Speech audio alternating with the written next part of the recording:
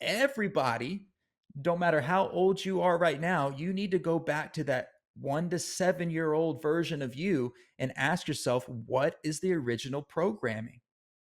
What is the original personality that I started with? Because all of these other problems that I have in my adult life, they stem from the way that I reacted from age 1 to 7. They stem from the original programming. If you're a computer programmer, it's like you got to go back and erase the disk, right? You have to go back and start over. You have to reboot the hard drive.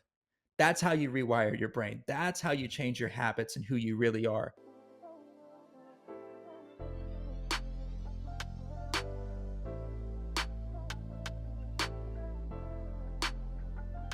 Welcome to the Mindset on Resilience podcast. I'm your host, Daniel Truelove, and I am excited for the guest that we have today. As you all know, we're here to build a more confident, resilient, and mentally strong community. And I promise you, the guest that we have today is going to deliver on that. I'm personally honored to get this opportunity to interview him. He is an international speaker, award winning speaker, an amazing husband, father, all around great dude. I've had the pleasure of interacting with him, getting to know a little bit more about him and his story. And when it comes to resilience, overcoming, defeating the odds, man, he's done every bit of that. He's not just an amazing speaker, but he's also someone that's actually veered off into the more so business and entrepreneur space by creating his own business from Speakhub, which is a resource for speakers across the world. And so I don't want to do too much. I want to allow us to be able to have this conversation organically. And so without further ado, my man, Jared Scott, how you doing, man? I'm good, brother. Thank you for having me on here today. I appreciate it. Listen, I'm honored to have this conversation with you. One of the things that I wanted to do was bring on individuals that have real life experience, people that have actually been through, some challenges, some adversity, and can give tangible tools for how they, made it through. And your story is nothing but that. And so I would love to start just there. I've heard about your story, about your upbringing, but would you share a little bit about, your journey? Yeah, for sure, man. So, as a public speaker, it's weird to always tell people that I was very, very shy, like very shy, socially awkward type of shy. Couldn't even look people in the eyes, couldn't order my own food at restaurants. So, my family never foresaw this coming in my life, me being a public speaker. Neither did I. Just like most public speakers, the beginning, it all started with a tragedy. Something happened, a traumatic experience that kind of pushed them into what they're doing today. And the same exact deal happened with me. And I was 15 years old. I had two friends in high school that lost their life to suicide. It was an epidemic in my town. We had 12 students in one school year attempt to take their life, and we didn't know how to deal with it. As a community, we didn't know how to deal with it. It was all over the news, and everybody was, sending food to the families and supporting people the way that they could, but we were not in prevention mode. Like, we weren't trying to prevent further suicides. We didn't know how to do that. Of course, we wanted to do that, but mental health wasn't really a thing in my town. I grew up in West Texas. We were just taught to work really, really hard, rub some dirt on it. Vulnerability is a weakness. Don't talk about it. Just go to work. And so that's what everybody did. And I wrote music. That's what I did. So I didn't talk about my feelings to other people, but I put it in a notebook and I made my own songs. And that's how I got it out. So my friend, when she passed away, I remember thinking to myself, she was the happy girl to me. Like, we did not see it coming. She was the go lucky girl, the cool girl, the tough girl, the class clown. So I was like, if she could wear this fake smile and pretend to be okay every single day and nobody notice her, then how many other kids are coming to school and they're going unnoticed? And how long until it's too late for them too? So I wrote a song that I called Life Lessons. And I just put how I felt in that song because I didn't know what she was going through. She didn't talk about it. Everything seemed fine. But I knew what it felt like to hide behind a fake smile because I did that every single day. I had young parents at home. My dad was 15 when I was born, my mom was 16. So they were just kids trying to raise a kid and they fought all the time. It didn't work out. They split, and that put me in the middle. I was in the middle between two fighting families that couldn't get along. And what I did with my emotions was I put them into songs. So I told my friend, one of my closest friends, it was actually his girlfriend that passed away. She was the one that took her life, one of our closest friends. And I was like, bro, I don't know what you're going to do. I don't know what I'm supposed to do, but I know music. So I'm going to write this song and we're going to take this song to the schools and we're going to rap it to the kids. And we're going to let everybody else know that they're not alone in their feelings. And that was crazy coming from the shy kid, but he believed in me. He was like, all right, we can do it. So we went to the studio, we put together a song. I remember as soon as I got done with the song, I got this feeling of insecurity, like I'm not good enough, I'm not smart enough, nobody's gonna like me, nobody cares, I'm the shy kid, I can't do this. Started having like a panic attack in the studio. And I had this is a God moment, bro. I had this lady randomly knock on the door of my studio. The day that we were making the song, in the middle of my panic attack, I'm freaking out, like I can't do this.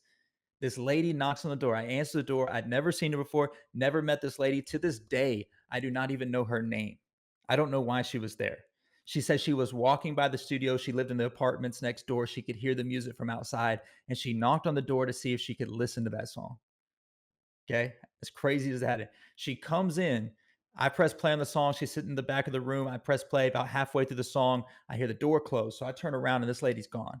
She left in the middle of the song. So to me, it was like, song's terrible. She can't finish it. It was a confirmation of all of those doubts and insecurities. So I was like, that's it. I quit. I turned off the laptop, shut off the lights. I grabbed my bag. I'm walking out the studio door to leave. And there she was. Same lady, but this time she had tears running down her face and she had a ring in her hand. So she left in the middle of the song to go grab a ring out of her car because she wanted to give it to me. She hands me the ring and I look down at it, and on the side in big bold letters, it said hope. Okay. And so that might not sound crazy to you because like hope's on a lot of jewelry, but to me and my friend in that moment, like we lost hope. I needed hope. This weirdly made sense. And so she looked at me in the eyes and she goes, your song right there just gave me hope. She said, I came here to comfort my friend who lives next door in these apartments. She said, she just lost her son to suicide. He was one of those 12 students. She said, I can relate to what you're saying in your song. She said, I left my job short notice to come comfort her. My boss called me on the drive here, didn't hear me out. He just fired me. I just lost my job. She said, it feels like I'm losing everything, but your song right there just gave me hope. And so for me, growing up, I thought hope was like a wish, bro. I thought it was what you said to people when you didn't know what to say. Like, I hope it gets better. And so in that moment, it was like I finally realized what real hope is and what people meant when they said, I hope, or that, to have hope and really have hope. Cause I was 15. So I realized that like hope, it comes from the truth. You are hope when you tell the full truth. My entire life, I told people half the truth. I told people what I was going through. People knew that my parents split. People knew that my parents were fighting all the time. People knew that my friend committed suicide. People knew that. But as soon as they asked me if I was okay, I would say that I was fine. I was just tired. And I went on my way with a fake smile. I never told people how I felt. And that's half the truth. The truth isn't just what you're going through, it's how you're feeling and how you're dealing with it. But in that song, since I didn't know what to say, I put my feelings and my emotions into that music. And that's what related to her. That's what gave her hope. So it like clicked in my head that if I tell people how I feel and I don't worry about the circumstances or the situations because they're always going to be different and I don't compare my pain, then we could just get connected through that feeling, the mutual feelings. And so from that point forward, bro, I just promised myself that I'd always be authentic with my feelings and my emotions. I don't know what to say when I get up on stage sometimes. I was 15 years old, kids speaking to other kids. Adults were looking at me like, what is this kid going to say? He's just a kid. He has no life experience. But I just spoke from the heart. I just told people how I was feeling with what I was going through. And I've continued to do that for 14 years at over 1,000 different schools. And those feelings, people come up afterwards like, your story feels like my story. Other kids like, your story feels like my story. His story feels like her story. And I tell them it's because this is our story. We're all connected through these emotions. I'll never know exactly what it's like to be you. You'll never know exactly what it's like to be me. But if you tell me how it feels to be you, I tell you how it feels to be me, we could get connected. We could push back against all the feelings that we feel alone in together. Does that make sense? So that's how it all started for me, bro. It was a God moment. I was about to quit. And then this lady tells me that this song changes her life and the song was my story and I was a kid that compared pain and I thought I didn't have a story. I thought my story wasn't significant, it wasn't valid, it wasn't good enough to be heard. I look around, I see all these other public speakers that had these crazy stories and I thought I can't be a public speaker cuz I don't have a story like that. No, man, I mean, I see it very clearly, and I think that comparison game is something that we all play at times, and especially going back into your story, kids when they're younger, middle school, elementary school, high school, the comparison now that we have social media that's in play, you can compare yourself to people that you don't even really know. And so tell me a little bit about that journey for you being a 15-year-old kid, experiencing what unfortunately what your friend went through, um, and then you share this song. That wasn't it. You went on and you started sharing your story with schools, and I know you said people originally said, "Oh, what does this kid have to share?" Like, tell me a little bit about going from the shy kid to then going to sharing your story with these other students. What was that like? At first, it was tough. It was really, really tough. I had some great mentors. If it wasn't for my mentors, I would not be who I am today. And the first one, his name was Melvin Adams. He was a former Globetrotter. And he was speaking at a Be the Difference Day in my town that I was speaking at. He saw me perform my song. He saw me give my speech. And he went up to me and he was honest with me. He was like, dude, you are a great artist, like a rapper. That's a great song, but you're a terrible speaker. Yeah, he told me straight up. And if anybody that knows Melvin Adams would know this, like he's gonna tell you how it is, and he's very funny, very funny. He reminds me of Kevin Hart. Like Kevin Hart's like his hero, and he's just like him, and it's just like he's always joking. But he was like, "Man, I didn't know if you were talking to God or if you were talking to the devil. You kept looking at the sky and looking at the ground." He said, "Who are you talking to?"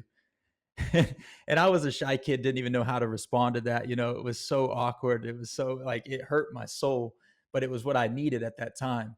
Because he took me up underneath his wing and he was like, "Hey man, I want to teach you the art of public speaking." And the way he put it was in basketball terms. He's like, "Rapping is your right hand right now. You're good. You could good with your right hand. You can shoot. You're cold. But with your left hand, you can barely dribble." And he said, "I want to make you so good with your left hand that one day you'll be able to do just speaking and you won't have to rap anymore." Because at that time I was heavy on the gimmick of rapping. I had to do my song. I made sure that, hey, do y'all have a sound system? You sure you can play music? Because I have to do the song. Because if I don't do the song, like it's not going to be good. I'm barely, I'm not a speaker. And so he made me a speaker and he put me through a boot camp, bro. When we went to schools with Melvin, me and my friends, he would have me on stage. He would shut off all the lights. He would cut my mic. He would do anything to try to distract me. He'd go over the intercom and be announcing things, just crazy things. Like he'd come over the intercom acting like he was ordering burgers and fries from McDonald's or something in the middle of my speech. And he just taught me the art of crowd control. you know the art of, if I give my attention to something, then we all have to go there and then I have to bring them back correctly, and we decide if we go there or not, and how to use distractions. And so he just made me a speaker that wasn't scared of the stage anymore, wasn't scared of the audience, so comfortable. He'd make me go into the crowd and just go handshake every single kid. Go up and down the aisles. I want you to go meet every single kid. Now the audience is your friend. Now you don't have to be scared of them. If there's a loud crew in the back, he said, go sit with those kids. I want you to be friends with those kids. And then when you're on stage, I want you to find a time where you bring one of those kids up on stage for an activity.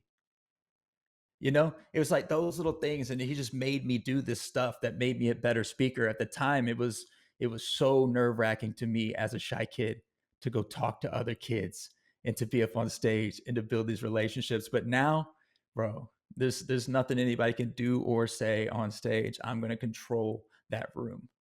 So he made me the speaker that I am today. And he helped me be good enough to get with agencies and then eventually other mentors, and then that's what got me on the road. So I want to dive into that a little bit deeper about being this shy kid, but now you're expressing your emotions. You went from being someone that was masking the way that you really felt to now sharing your feelings, honesty in music, honesty on stage. Talk to us a little bit for those of us that may still be in that masking process to where we don't quite necessarily feel comfortable sharing our truth, or we're not sure what people will think if we really put the truth of what we've experienced or how we're really feeling on the table. How will other people respond? How do we like go through this journey that you went through? So the first thing that you have to understand is the consequence if you don't, right? because suppressed emotions over time they become depression. That's one thing. That's one level. And that's simple. The opposite of expression is depression. So if you're not going to express yourself, you're going to suppress yourself. And that will become depression. And then over time, that's going to become sickness, illness, and disease because suppressed emotions cause inflammation due to all the stress. And stress is the number one killer in the world, and inflammation is the beginning of all sickness ever. Okay.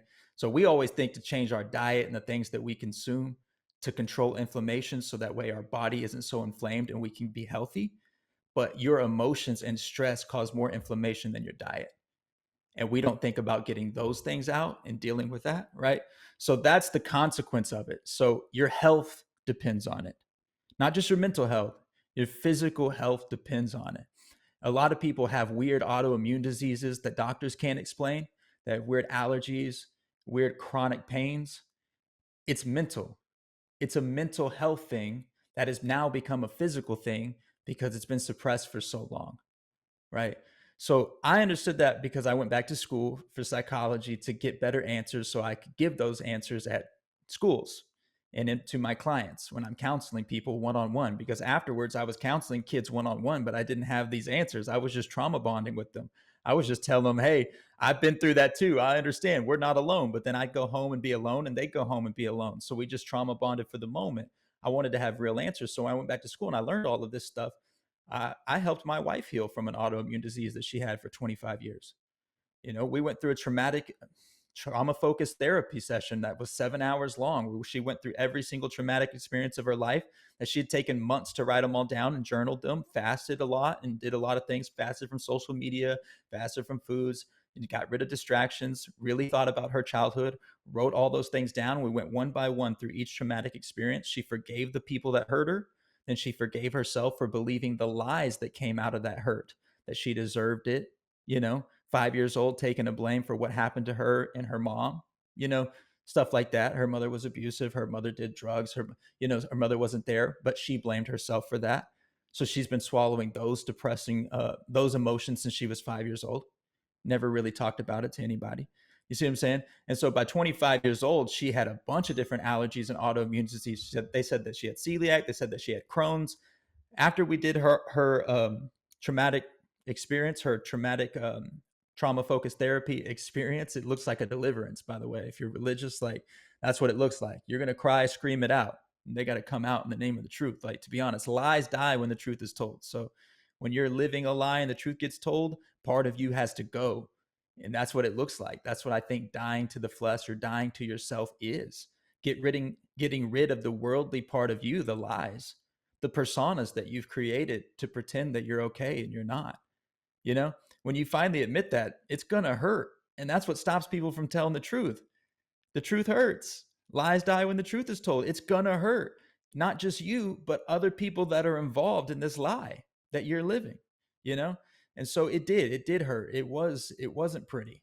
But after that traumatic experience, after that trauma focused therapy, she's completely free of her autoimmune diseases for years now. She was told that we weren't being able to have kids. We have two kids. You know, there's certain things that her body wasn't supposed to be able to do that regenerated after this, you know. And my dad's a family practice doctor. We did all of her blood work. We've done it yearly. There's no trace of these diseases that have been in her blood since she was a kid. She has been physically healed because of the mental work that she has done. And we did it based on the schooling that I went to. It's clearly mapped out in psychology. It is trauma focused therapy. That's a real thing. Anybody could do it. When I go to schools and I do small groups with kids, it's part of my culture shift program. We actually do that with 30 kids. We do the hands-on training of how to walk through removing negative emotions from the traumatic experiences of their childhood. And it's through forgiveness, man. It's through forgiveness. It's biblical too. I mean, we've been doing it for thousands of years, you know? So, so I want to kind of dive a little bit deeper in that as well. You're talking about forgiveness, right? And tell me a little bit about forgiveness because you hear these conversations about forgiveness, and sometimes the conversations are on forgiving other people, but it sounds like when you were speaking about the conversation of the trauma therapy that your wife went through, it was self forgiveness. Did I hear that correctly? Oh yeah.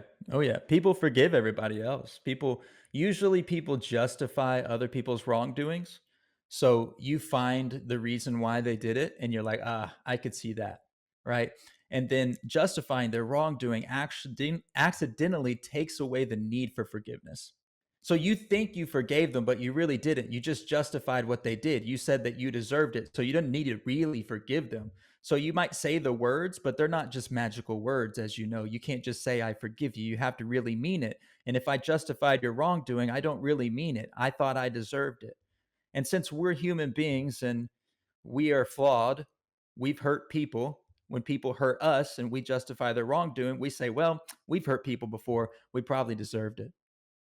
You see what I'm saying? Imagine somebody, this is the way I explain it to kids. Imagine somebody runs through the room and just knocks you over. And it's an accident, but they knock you over.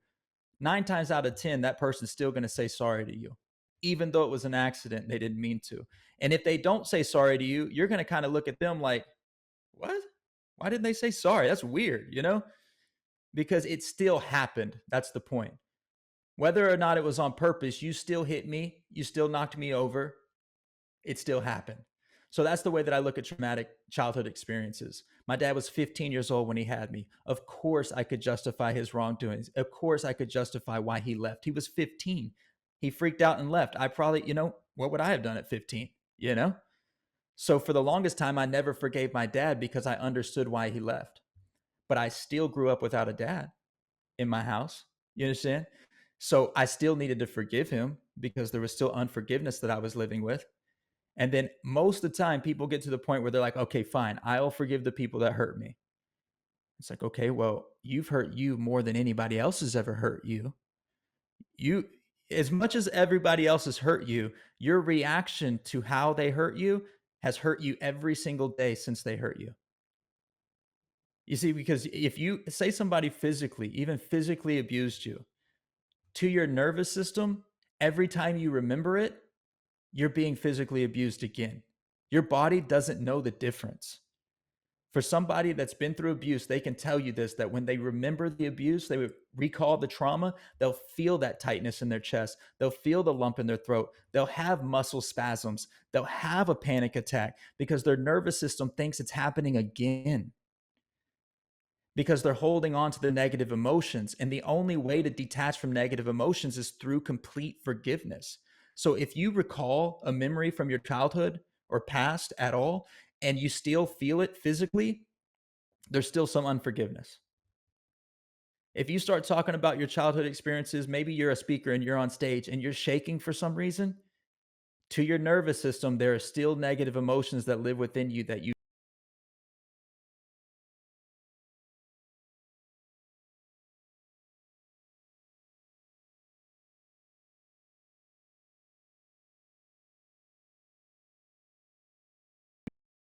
Is that weird or not?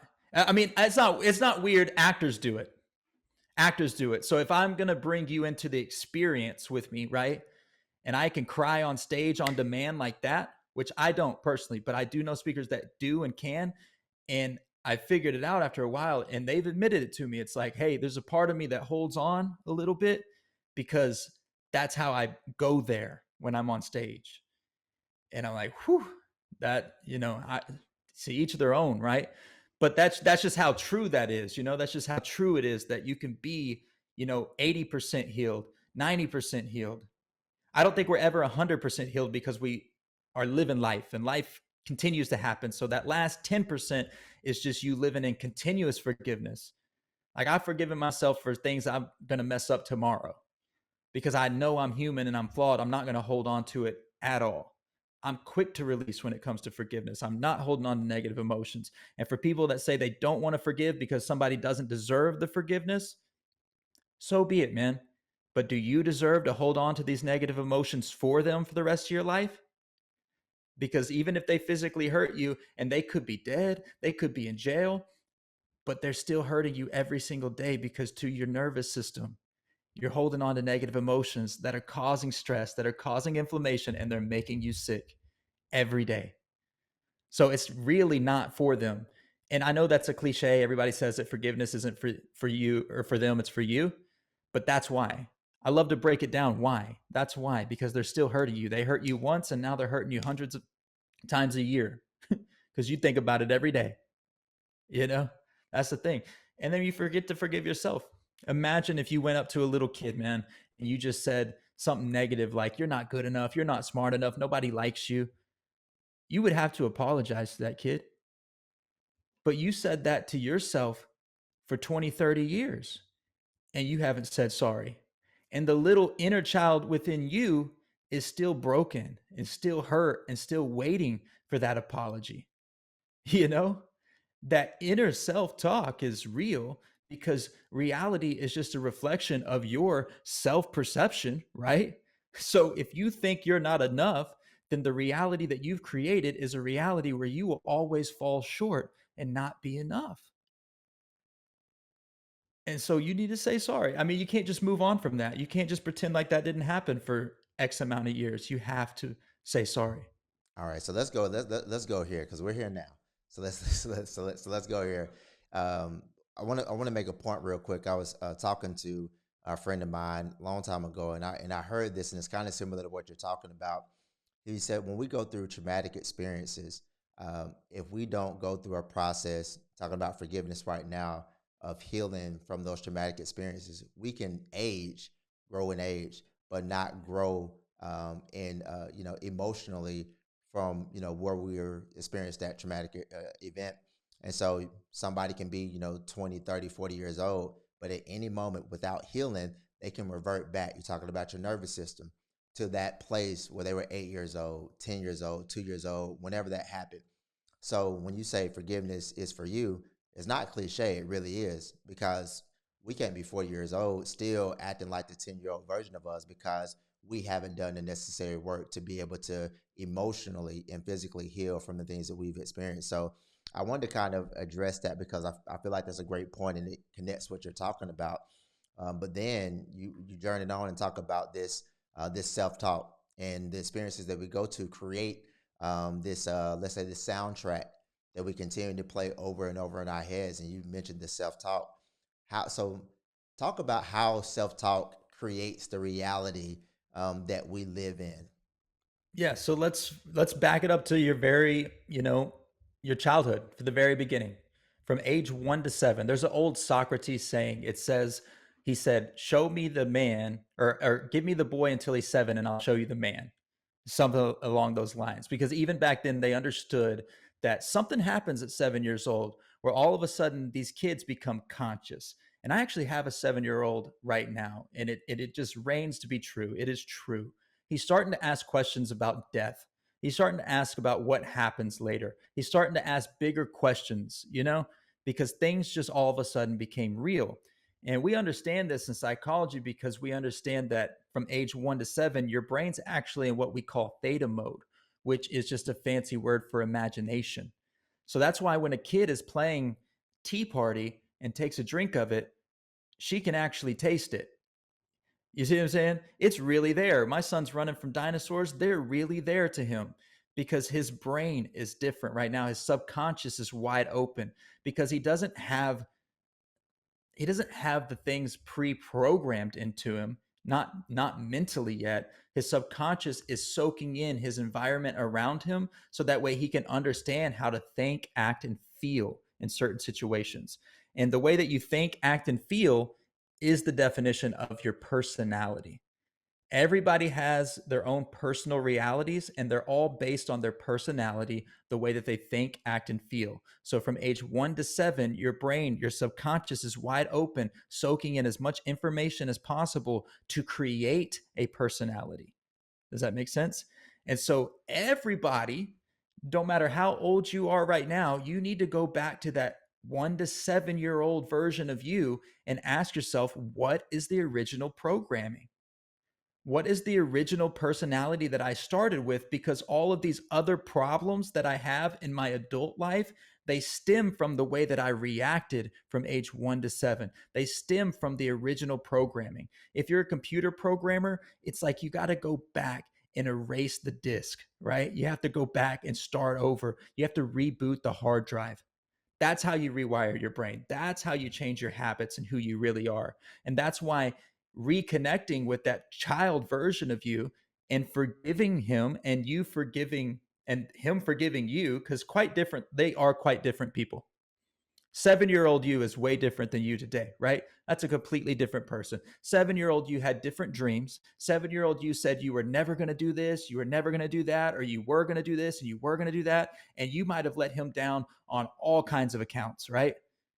And so people say the saying all the time, man, 7-year-old version or 10-year-old version of me would beat me up right now if he knew what I was doing, right? That's true. And he is on the inside. Do you understand? That's not even, you know what I'm saying? That's not even a hypothetical statement right there. That's a factual statement. The younger version of you, the inner child is beating you up on the inside right now. And y'all need to have some forgiveness. Y'all need to talk about it. I've been through guided counseling sessions with individuals that are 40, 50 years old, and I've seen them cry like an 8-year-old child out loud, "Daddy, don't leave."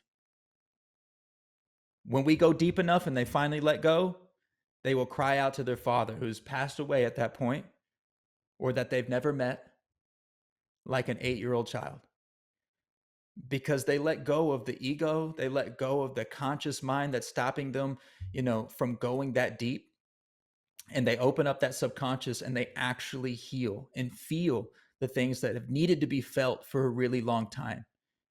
And once they're able to feel it and let it flow, they can actually forgive and let it go. Emotions are just supposed to be felt. They're not supposed to be held, right?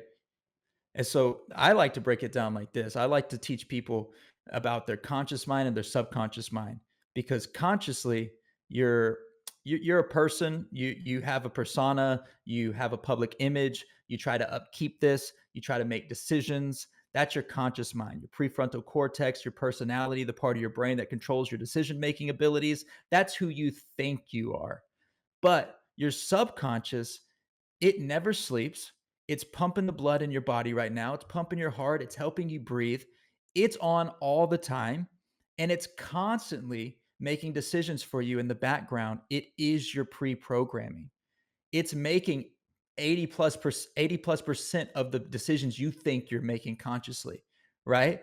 And so if you could turn off the conscious mind and get in tune with the subconscious and understand what's really going on back there, then you would actually know what you need to heal from, instead of making the same choices, the same reactions that are creating the same reality and the same results over and over and over again. The way that I like to picture it is, imagine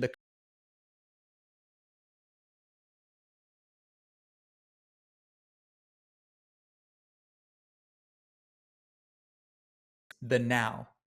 Your conscious mind is just here for you to be able to observe reality, the present moment. That's it. It doesn't know when, where, or how. It doesn't know any of those things. And when you try to make it know those things, you burn it out. That's why at the end of the day, when you're thinking about, when is this going to happen? When is this going to happen? Why did that happen? When, where, how?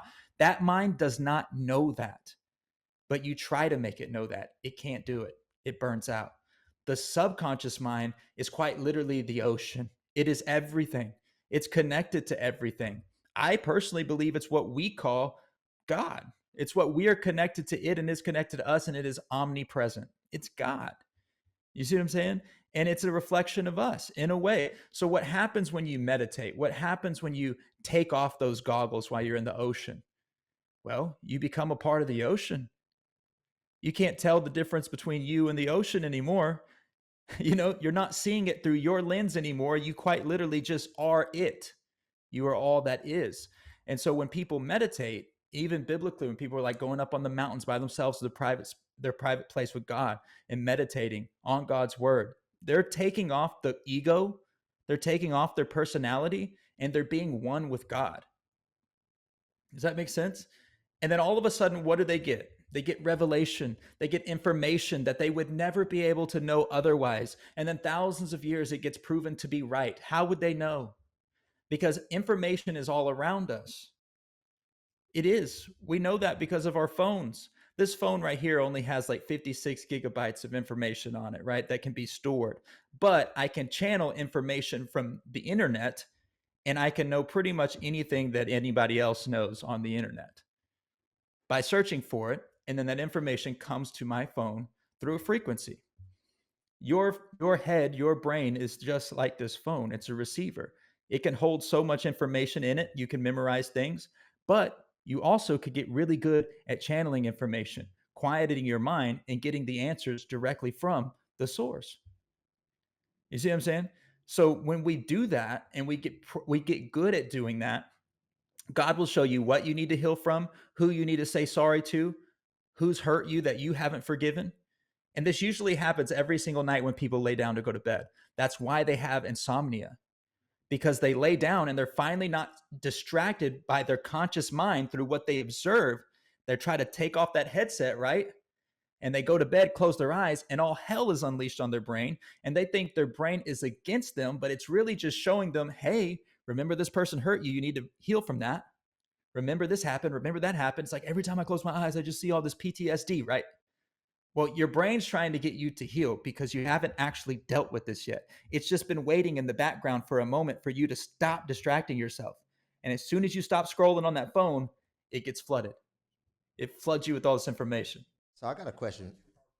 I got a question for you. So the I hear what you're saying, and my question for you is, when we get comfortable in the dysfunction, right? So mom was this way, dad was this way, cousins are this way, my whole environment was this way, and we can lay down at night like you're mentioning right now, and we can feel like something should be different, but I don't see different around me. So now I'm just like, well, my mom had trouble sleeping.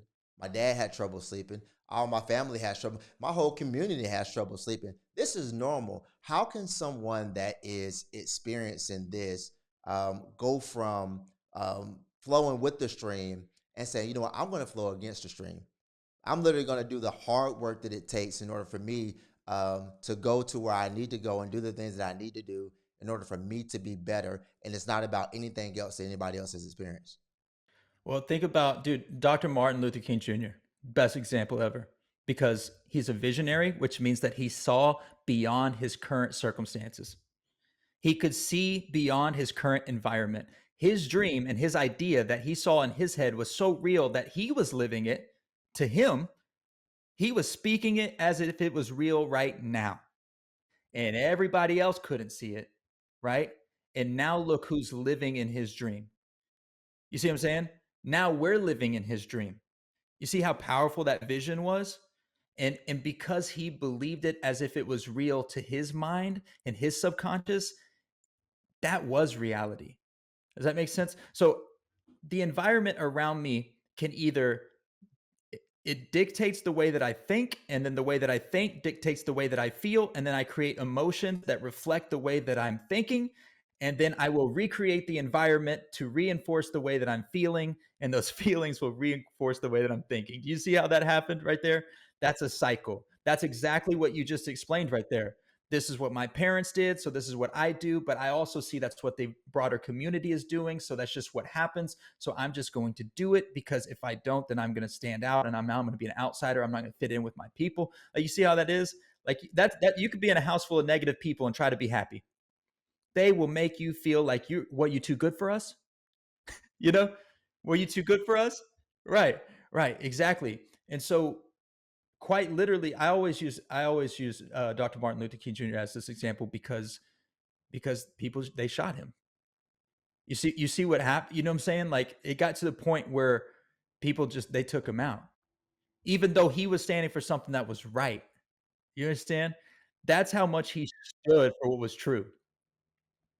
And so when I think about him, I think about, well, I could definitely do that within my family, right? I could definitely do that within my community. There's a video of this little girl that she was on TikTok, and her mom was like, "What did you learn today at school?" And she said, "I learned about Dr. Martin Luther King Jr." And they said, "Well, what did he do?" And she said, "He died for our sins." You seen that video? My wife said it to me. My wife was laughing. I said, "She ain't wrong though. She ain't wrong though." That's the funny thing. Jesus called us to pick up the cross daily, and that we would do greater things than he. And I said, Dr. Martin Luther King Jr. followed in the exact same footsteps, right? Quite literally the exact same footsteps. So to this little girl, it was like, that's the same story. That's the same pattern. You know what's another word for pattern? Spirit. Spirit is in the patterns in the definition of spirit. So school spirit is just the pattern that this school operates in. When somebody says something that reminds you of somebody, you say they're here in spirit because they operated in their pattern. The Holy Spirit is the pattern of truth. And so Martin Luther King Jr. walked in that same spirit and died for the sins of the world. You see what I'm saying? Like that's the way that I see it. So when we're trying to change our reality and we don't see it happening right now, remember people like that. Remember visionaries. Maybe you're just aiming at a much higher goal that other people can't see right now. Just because you don't see the results instantaneous because it's so big that you're aiming at, Martin Luther King Jr. didn't see it either. He saw it in his head, but in the world around him, it was violent. You understand? Jesus saw freedom, but he was getting stabbed in the ribs. You see what I'm saying? So I just don't be discouraged by not being able to see it right now because you're probably just aiming at something way beyond your current environment. Yeah, that's good. That's good. The question I have for you, for those of us that we hear what you're saying, and what do we do? Like you have, programs. You got your degree in psychology. You speak about this often. What is something that you can share with us for some of us that are all right? You know what, Jared? I'm ready. I'm ready to go on this journey. I'm ready for change. I'm ready for healing. I'm ready for forgiveness. I'm ready for everything that you've spoken about on this. Where do I go from here? I would start with 21 days. 21 days is usually how long it takes to create a new neural pathway or a habit. And that's for people that are, relatively young. I just like to be transparent that when you're over the age of 30 years old, it starts to get a little harder because the neuroplasticity, your brain starts to hardwire and harden. So sometimes it takes, double that. Sometimes it takes 120 days. But regardless, it's consistency that it's going to take. And what you need to start doing is you need to recognize, break, and then create new patterns. So first, you need to take 21 days to recognize what it is that you currently do. Like you're doing stuff every day, you're reacting to things every single day. Take note of that. At the end of every day, write something in your journal. Just write, what were the good things about today? What were the bad things about today? How did I respond to the good things? How did I respond to the bad things? Okay. And after 21 days, you're going to have data. Data is what we use to predict the future. Somebody that we call a prophet or a foreseer is somebody who looked around all the time and took as much notes as they possibly could. They're looking at numbers. Oh, it's this time. Oh, this number means this. Oh, there's a red bird outside my window. The red bird's a cardinal. The cardinal comes from this place and the place, they're looking for every little thing, right? They look at the stars and constellations. Like that was the prophets back. They took in as much information as possible. So they were the best at predicting the future because they had the most data. So if you want to predict your future, collect the data, analyze your engagements, analyze your reactions, do it for 21 days. And then you're going to have a list. You're like, I don't like the way I responded to this, and this. Okay. So that's recognizing the patterns. Those are the ones that you want to break. Now, how do we create new ones? You probably want the opposite of those things. So it's pretty easy to find what you want to do when you know what you don't want to do, right? So I want to respond better. And so now you have another 21 days of responding better. Once you respond better, you change your reaction, you change your reality, right? And so you actually create new neural pathways in your brain, new response patterns. So next time this same stimuli happens, you are going to respond a different way. And you just do that for every little thing that you do. Every little thing. It's very simplistic in the way that you explain it. It's very hard to do it, just like everything in life, anything that's worth having is going to be hard to get, but that's definitely how you do it. And if you don't know what it is that you need to heal from, I tell people just go sit in the dark, man. Go sit in the dark. And people are like, I don't want to. I'm scared of the dark. There's nothing in the dark. By definition, the darkness is the absence of light. So you're not really scared of the dark. You're scared of being separated from the light.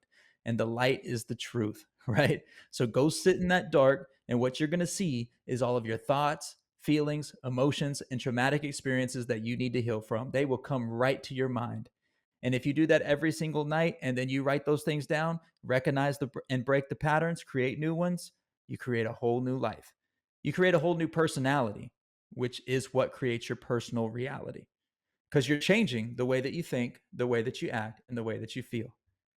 Change those three things, you will change your personality, and that will reflect in your personal reality. Of course, it's going to take some time. And of course, everybody around you is going to try to pull you back to the person that you used to be because they're comfortable with you being that person. It's nothing against you. That's just what they know. That's how they've pattern recognized you. You're not a threat because they know how you're going to react. Once you start reacting a different way, people feel threatened, even if you're reacting in a more positive way. It changes and it creates uncertainty about you. And uncertainty brings fear and anxiety. So that's why when you start changing and you become a better person, other people, it scares them just naturally. You don't have to get mad at them for it, just naturally, because now you're a wild card. They don't really know how you're going to respond. They thought you were going to respond the way you always responded.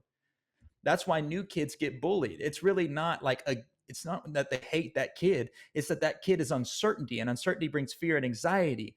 And so that makes them angry because anger is a secondary emotion. They're really scared. They don't want to look afraid. So they get mad and they bully the kid. But they're really just poking at it to see how that kid reacts. So that way they can get to know the kid. It's kind of just our instincts as human beings, you know? And I'm not justifying bullying by no means. I'm trying to explain to people from a psychological point of view. If you're the new kid, that's why this happens. That's why we have this hazing period that we go through, freshmen in high school. That's why we do this, because we're just a bunch of uncertainty and it's causing fear and anxiety. And people need to understand how you're going to react. The way we overcome that is we ask questions, we have conversations instead of poking at people, right? But that is, that is where some of it comes from. The other side of bullying, I just feel like I have to say this so I don't sound like I'm like making bullying seem like it's a normal thing, but in a way, when traumatic experiences happen at home and a kid's carrying negative emotions to school, the law of conservation of energy states that matter isn't created nor destroyed. Energy isn't created nor destroyed. It's just transferred from one state to another, right? So if I'm holding on to negative energy and emotions, I have to do something with it. So if I put it onto you, I become the bully. If I put it back onto myself, that's self-harm, right? If I suppress it, it becomes depression. The only way that I can really let go of it is to express it and then forgive the people that caused it, to detach from it. Does that make sense? That's it. Those are your four options. And most kids choose the first three. It's much easier just to put it on somebody else, suppress it and project it. I'm not mad, you're mad. Yeah. Man, that's good. And I wanted to ask that question because I feel like someone listening to this needs to know those steps that you just spoke about, recognizing it, breaking it, and then creating, a new pattern for themselves. And then your spirits rise up when you do that, right? There's no way you can continue to be down because what you're operating off of a different pattern. So for everybody out there, if the pattern that you have right now isn't one that you like, your spirits have been a little bit down. Recognize it, break it, and create a new one. And in the between, bro, in the between, like people need to know this. Like that's what we call spiritual warfare.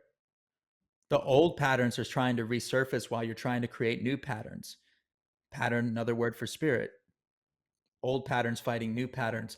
You're like, oh, I'm experiencing a lot of spiritual warfare. I'm experiencing a lot of pattern warfare right now. Your old habits are trying to come back because you haven't really created a new habit yet. You're in the middle. But you know as well as anybody else, go to the gym for 21 days in a row. On the 22nd day, it's just something you do now. You're going to feel bad if you don't go to the gym. The roles have reversed. We have this thing that we end on, and I really, for our time's sake, I wish we could have another another about an hour conversation. But for time's sake, I do want to end and land the plane here, and we end on this segment called "Better Days Ahead," and that's where our guests come on. They share whether it's a mantra, whether it's a quote, or whether it's any wisdom that you can share to our guests that there are better days ahead. And so, what do you have for us, Jared? So I want to break this down for you real quick. I I love I love how people believe that life is what you think it is what you believe it is, right? A lot of people believe that, but science has proved it. And I love explaining this to people because it just gives me for me it gives me hope. So there's this experiment called the double slit experiment. Have you heard that? Okay, so the double slit experiment, scientists were taking protons, subatomic particles, what we're all made out of. At the lowest level that we could observe life, we're made out of the same things. Okay, and they're taking these particles and they were sending them to through two slits at the other side of the room, and they were observing it. And one observer said it went through the left slit. One observer said, "Nah, it went through the right slit." So they did it over and over and over again, and they kept getting mixed results. And like, it can't be both, like, right?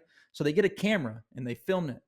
And what happened was the particle turned into a waveform, and actually it did go through both slits at the same time. Okay. And then they watched the film back, and it turned back into a particle and went through the left side and the right side, depending on which scientists observed it. So what they have proven scientifically is that all things are possible until observed through your lens, through your belief system. Because one believed that it went through the left one, to him, every time it went through the left one. Since one believed it went through the right, every time it went through the right. And then when neither one of them were watching it, it went through both at the same time. So we are quite literally the focal point of the world. If you really think about it, it's through your observation that makes things real. And then it's through your belief system that makes it real. At the lowest level of life that we can observe, that is true. So, how much more true do you think it is when you believe that you're enough? When you believe in your dreams? When you believe in yourself, right? What kind of reality would that create? The opposite is obviously true as well, but I definitely want to end on the positive note. But you know, some people out there, man, that they just believe they're not enough, so they'll never be enough to themselves. And everybody else can see it in them because everybody else's belief is different. I could believe in you, but if you don't believe in you, it's not possible for you, quite literally. And I think it's just amazing that science has actually proven that life literally is what you believe it is. So I like to believe that I get things that I don't even deserve sometimes because of the grace of God. Like, you're sitting here right here talking to me, I'm talking to you. Do you remember asking to be born? Do you remember working really, really hard to get here today? Like, to be born? No. So you got the greatest gift of all time, 1 in 400 trillion chance that you're here today. You got that and you did nothing to deserve it, but you don't believe that you can be successful? That's the way I put it to people. It's like, "Really? You got the greatest gift of all time and you didn't deserve that?" But you worked really, really hard to be successful, and in the back of your mind, you thought you didn't deserve that, so you just let it disappear because you felt unworthy? It don't even make sense. That's why in God's eyes, he's looking at us like, well, we're created in his image, so he's looking at us like eternal, limitless beings that we are, you know? And the law of conservation of energy says that we're always gonna exist because we exist. Energy is just transferred from one form to another. So you don't technically ever die. You're just not going to exist in this form anymore, according to the laws of physics. That stuff like that gives me peace, man. Stuff like that definitely gives me peace. Life is what I think it is, and I'm here. I exist. Non-existent by definition doesn't even exist. So, man, I appreciate that. I appreciate that. Sorry, it wasn't a one-liner. Sorry, it wasn't a one-liner, but I love that, man. It changed my life to learn stuff like that. No, it's no, I appreciate it. I've never heard of that before. But I love the breakdown of it because um our reality is based on what we believe, and so for everybody that's out there, um, what do you believe? Whatever you believe will be true